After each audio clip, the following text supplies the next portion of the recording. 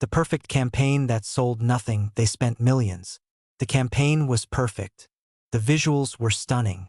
The copy was clever. The ads were everywhere. And no one bought.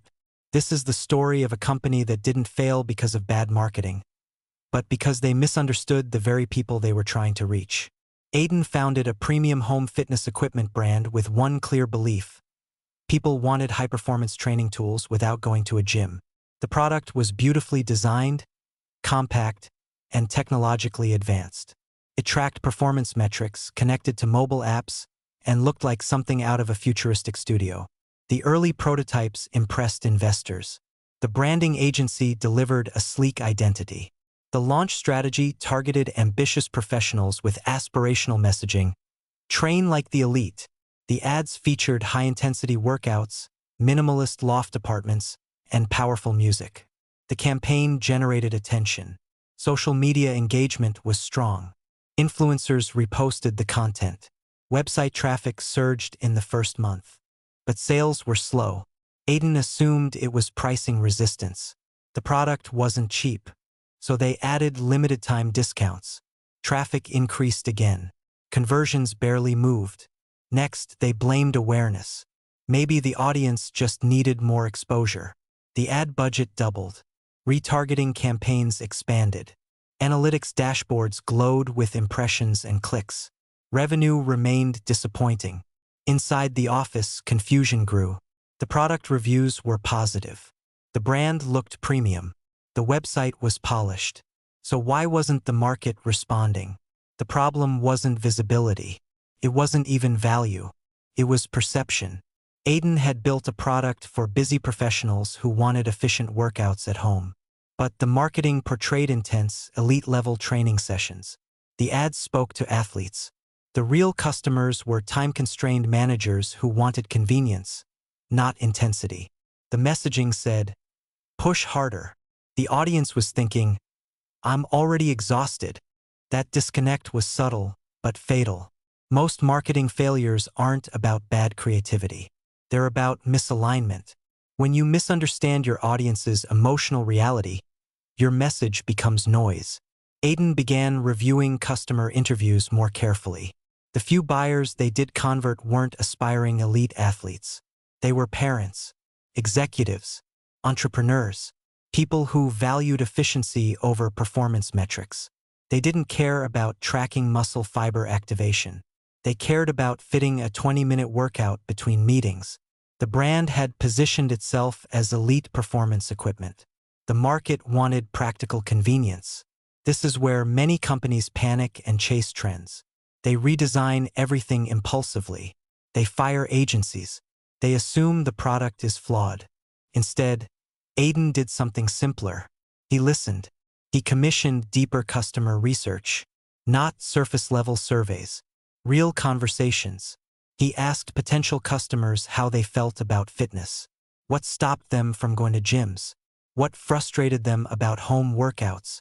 What did success look like for them? The answers were consistent. They didn't want to become elite athletes. They wanted consistency without disruption. They wanted to feel healthier without rearranging their lives. The marketing strategy had misunderstood the emotional job of the product. Aiden realized they weren't selling performance. They were selling control. The turning point came when the team rewrote the brand story entirely. The visuals changed from dramatic, high-intensity sessions to calm, organized home environments. The messaging shifted from "train like the elite" to "stay strong on your schedule." Ads featured short, realistic routines. The music softened. The tone became supportive instead of demanding. The product hadn't changed. The audience hadn't changed. Only the lens changed. Within weeks, conversion rates improved. Not dramatically at first, but steadily. Bounce rates decreased. Customers spent more time on the website. Email engagement rose. Something clicked. The marketing finally reflected the audience's reality instead of projecting the founder's ambition. There's a powerful lesson hidden here. Founders often project their own motivations onto the market. Aiden loved high-performance training. He assumed his customers did too. But customers don't buy products. They buy solutions to their personal frustrations. If you misidentify that frustration, no amount of creative brilliance will fix it. The original campaign failed not because it was low quality, but because it spoke to the wrong identity. It asked customers to see themselves as elite performers when they simply wanted manageable progress. Misunderstanding your audience creates invisible resistance. People don't reject the product outright. They just don't feel seen. Marketing is translation. It translates features into emotional relevance. If the translation is wrong, the message collapses. After the pivot, revenue didn't just increase. Customer retention improved. Reviews shifted tone. Instead of praising the advanced metrics, buyers praised the simplicity and flexibility. Word of mouth grew organically because the message resonated authentically. Aiden later admitted that the hardest part wasn't redesigning the campaign. It was admitting that he wasn't the target customer. That's a difficult realization for any founder. You can build a product you love, but you must market it to the people who need it. The broader lesson extends beyond business. In communication, persuasion, leadership, even personal relationships, misunderstanding the audience creates friction. You might be articulate, intelligent, and confident, but if you speak to the wrong concern, you lose connection. The marketing strategy that failed wasn't incompetent.